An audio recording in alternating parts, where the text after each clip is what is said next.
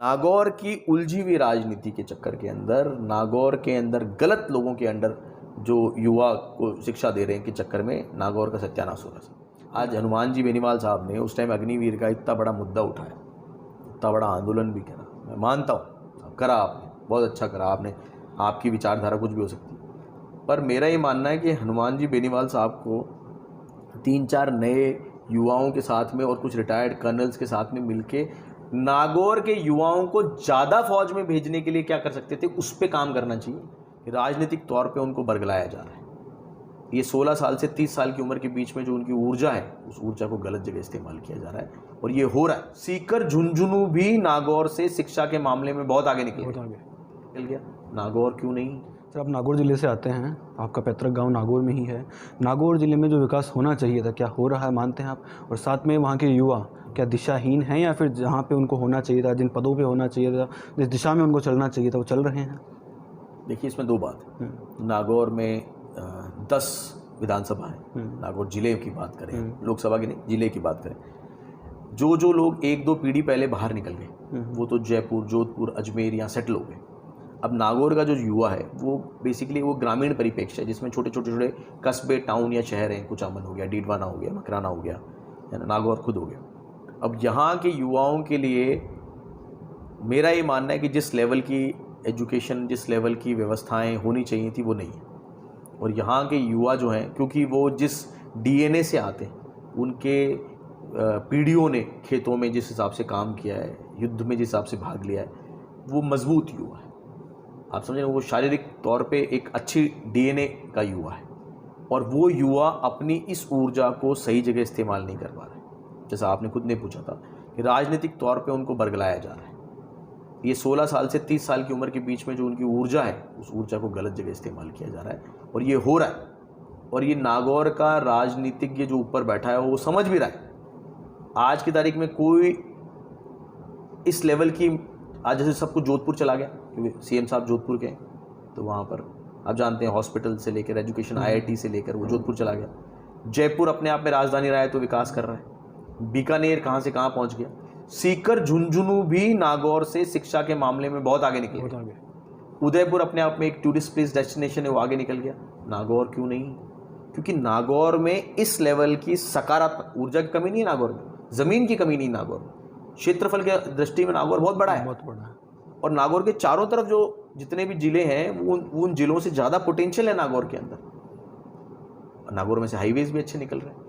फिर भी जोधपुर साइड में, फिर भी नागौर में, नागौर की उलझी हुई राजनीति के चक्कर के अंदर, नागौर के अंदर गलत लोगों के अंडर जो युवा को शिक्षा दे रहे हैं के चक्कर में नागौर का सत्यानाश हो रहा है। तो नागौर के बारे में ऐसा भी सुनने में आता है कि नागौर में सिर्फ जाति आधारित राजनीति होती है, जिसकी वजह से आज नागौर पिछड़ता जा रहा है। क्या मानते हैं आप? नागौर में जाति आधारित राजनीति, सिर्फ जाति आधारित राजनीति तो नहीं होती, ऐसा तो नहीं मानता मैं, बट हाँ, जाति आधारित राजनीति का बोलबाला है। नागौर के अंदर एक फेजेस चलते हैं। कारण क्या हुआ है कि नागौर में मूल ओबीसी, नागौर का राजपूत, नागौर का ब्राह्मण, नागौर का बनिया, मोटा मोटी क्योंकि हम बहुत अच्छा सिस्टम नहीं खड़ा कर पाए, तो वो बीकानेर चला गया, वो जोधपुर चला गया, वो बाड़मेर चला गया। आज बाड़मेर को देखो, बाड़मेर प्रॉब्ली थोड़े दिनों में दुबई के टक्कर में आने की संभावना है। वो बाड़मेर चला गया, वो जयपुर चला गया, सीकर झुंझुनू चला गया। तो जब नागौर का युवा वहाँ से, और रहे सही में आप नागौर के 2 टुकड़े कर दोगे, जब कुचामन थोड़ा और ऊपर डेवलप हो रहा है और उस तरफ का एरिया जो उस शेखावाटी से जुड़ा हुआ है, वो जब ऊपर उठ रहा है, तो हम उसके 2 टुकड़े करके नागौर को और साइड में कर देंगे। तो जब नागौर से काम करने वाली काश्तकार जातियाँ हैं वो पलायन कर रही, सिर्फ नागौर में किसान ही बच रहा है या सहभागी समाज बच रहा है, जिनके पास बाहर जाने के साधन नहीं है, संसाधन नहीं है, तो आप मान के चलिए फिर जातिगत राजनीति होगी। जब एक ही जाति के लोग वहाँ रहने लग जाएंगे, ज़्यादा लोग रहने लग जाएंगे और बाकी लोग माइग्रेट कर जाएंगे और उनकी संख्या कम हो जाएगी, तो जीतने का तरीका जातिगत हो जाएगा। इसलिए नागौर में जातिगत राजनीति हो रही है। इसीलिए मैं कह रहा था कि अपने को अपना वोट वहाँ वापस रखना चाहिए।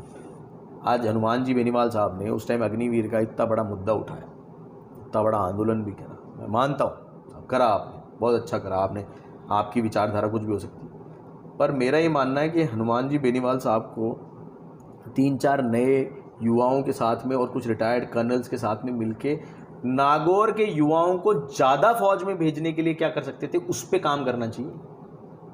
आज हम क्यों नहीं कंपटीशन कर सकते कि भैया मकराना के अंदर पिछले 5 साल की हमारी भर्तियां देख लो और अगले 5 साल की भर्तियां देख लेना, नागौर में सबसे ज़्यादा भर्तियां मकराना में होएंगी, तब तो मेरी जीत है। और वो भर्ती जाती देख के तो होगी नहीं। बिल्कुल सही। आज की तारीख में वो जो बाड़े में बैठा हुआ मेरा वो एक मजदूर है, सुनिएगा, उसको कोई ESI नहीं मिल रहा, कोई PF नहीं मिल रहा, उसको दिन के 400, 450, 500 रुपये मिल जाते हैं। चल मेरे भाई, आज की तारीख में वो जो 25,000 मजदूर है उसके लिए ESI PF, उनके लिए कोई ना कोई ट्रेनिंग, ताकि वो बाहर जाके भी काम कर सकें, उनके लिए बहुत सारे ऑप्शंस, वो मार्बल के अलावा ग्रेनाइट से लेकर और भी बहुत सारे स्टोन्स हैं जिनमें काम कर सकें, उनके लिए बहुत सारे के पेंट्स आ रहे हैं। आज ये जो मार्बल का जो पिसा हुआ चूरा होता है, इसको हम GCC बोलते हैं, और इसको जब हम प्रोसेसिंग करते हैं तो PCC बन जाता है। ये इसकी बहुत ज़्यादा डिमांड है, प्लास्टिक से लेकर सोप से लेकर डिटर्जेंट से लेकर सब में इसकी डिमांड है। मकराना का युवा के तो वहाँ निकलता है ये, इसकी इंडस्ट्रीज़ के ऊपर पहला अधिकार तो उनका है, उनको तो पता ही नहीं, उनके लिए तो कचरा है, और इनका कचरा उठा के ले जाने वाले बाहर करोड़पति बनेंगे, क्योंकि उनको बताने नहीं दिया जा रहा। तो यहाँ मेरी इच्छा है कि मैं अगले 5 साल में रोजगार के ऊपर काफ़ी सारा होमवर्क करूँ। तो जिस प्रकार से आप ग्राउंड पे भी काम कर रहे हैं, तो ये तो तय माना जाए कि आप चुनाव 101% श्योर 2023 का लड़ेंगे, लेकिन किस पार्टी से आप चुनाव लड़ेंगे, ये थोड़ा सा आप बताएं। देखिए, राष्ट्र कोई भी जो राष्ट्र लेवल की पार्टियाँ, राष्ट्रीय पार्टियाँ हैं, उनकी अपनी अपनी एक विचारधारा उन्होंने बना, वो एक दूसरे की दुश्मन थोड़ी। भाई ऐसा तो है नहीं कि एक बार बीजेपी आ गई तो पूरा देश कोई ख़राब करके चलेगी, और कांग्रेस आ गई तो ख़राब करके चलेगी।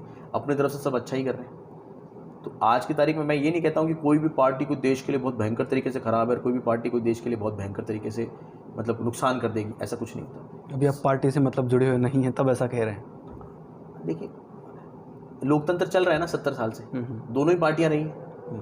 भाई भारत को पाकिस्तान तो नहीं जीत के ले गया ना, हमारे को टुकड़े तो नहीं हो गए।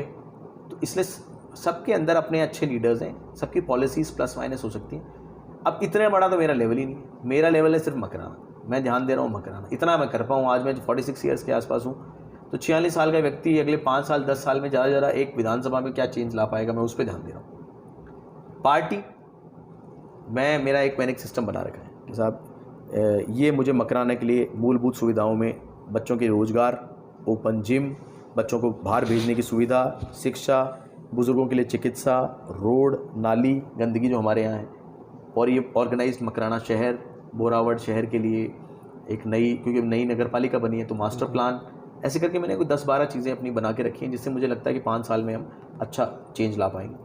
तो मैंने वो दोनों चीज़ें दोनों पार्टीज़ को बता दी, जो कांग्रेस बीजेपी, उनके पास एक लेटर में लिख के भेजा है, उनके साहब ये मैं मकराना की तरफ देख रहा हूँ, आप में से पहले तो आप स्वीकार करो, कल को आप बोल दो कि साहब क्योंकि हम तो फौजी हैं, एक बार ज्वाइन करने के बाद में और लाइन में लग गए तो फिर तो अनुशासन से चलेंगे। 20 साल तो यही किया ना, तो अब अनुशासन से चलेंगे। आपकी पार्टी ज्वाइन करने के बाद आप कहोगे वो मानेंगे, बट साहब मैं जब आ रहा हूँ तो ये मेरा मकराना सर मेरा कंडीशंस पे प्लीज़ मेरा नहीं टर्म्स कंडीशन नहीं है ये सर, ये मकराना।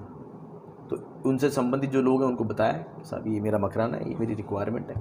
उनमें से उनको अच्छा भी लगा है। अब लोगों के साथ बैठ के बातचीत भी हो रही है कि मोटा मोटी मकराना से संबंधित जो पार्टी आने वाले समय में हमें सहायता देगी, मेरे टीम बोलेगी, मैं अकेला तो हूँ नहीं, मैं क्या कर सकता हूँ।